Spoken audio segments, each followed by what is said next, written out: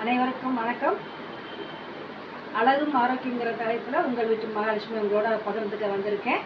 இன்னைக்கு என்ன டிப்ஸ் அப்படின்னு பார்த்தீங்கன்னாக்கா, மங்கு வந்து நிறைய பேர்த்துக்கு பல பிரச்சனைகள், அதாவது கண்ணு மேலே இருக்குது, அதே மாதிரி புருவத்து மேலே இருக்குது, அதுக்கப்புறம் மூக்கு, வாய் இது மாதிரி இடத்துல எல்லாம் வந்ததுமே எவ்வளோ அழகாக இருந்தாலும் இந்த கருப்பு அடிக்கும்போது ரொம்பவே அசிங்கமாக இருக்கிற மாதிரி ஒரு ஃபீல் ஆகுது.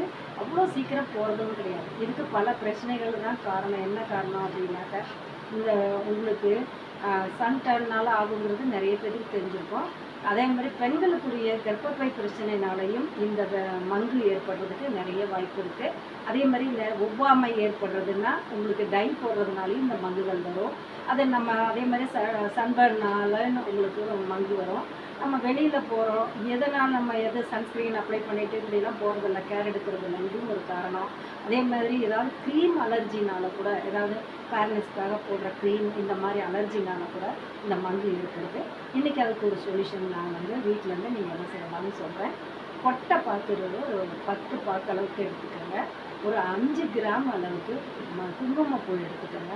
இந்த கொட்டை பாக்கை நைட்டு ஊற வச்சு நல்லா காலையில் மையாக அரைச்சிட்டு அதை வந்து சம அளவு தேங்காய் எண்ணெயில் கலக்கிட்டு இந்த 5 கிராம் குங்குமப்பூ இருக்கு இல்லைங்களா, அதை வந்து நீங்கள் அதை பாலில் வந்து இல்லைன்னா வெந்நீரில் நைட்டே ஊற வச்சிடலாம்.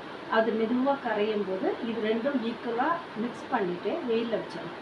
வெயிலில் வச்சு ஒரு 2 நாள் வெயிலில் ஒரு தட்டில் ஊற்றி வச்சுட்டிங்கன்னா ஒரு பதமாக லேகியம் மாதிரி வரும். அதை எடுத்து நீங்கள் ஒரு பாக்ஸில் ஸ்டோர் பண்ணிக்கிட்டிங்கன்னா டெய்லி அப்ளை பண்ணிங்கன்னா பாதிக்கப்பட்ட இடங்களில் நல்லாயிருக்கும். இது படிப்படியாக குறையும், செலவும் கிடையாது, சைடு எஃபெக்ட் கிடையாது. பயம் இல்லாமல் நீங்கள் யூஸ் பண்ணி பாருங்கள். முடியலை அப்படின்னும்போது மறுபடியும் வந்து நீங்கள் வேறு டிப்ஸ் கேளுங்க, நான் சொல்லித்தரேன். அதே போல் இந்த நிகழ்ச்சியை நீங்கள் பார்த்துட்ருக்கும்போது உங்களுக்கு ஏதாவது சந்தேகங்கள் இருந்துச்சுன்னா கமெண்ட் பண்ணுங்கள். அதே மாதிரி உங்களுக்கு சப்ஸ்கிரைப் பண்ணுங்கள்.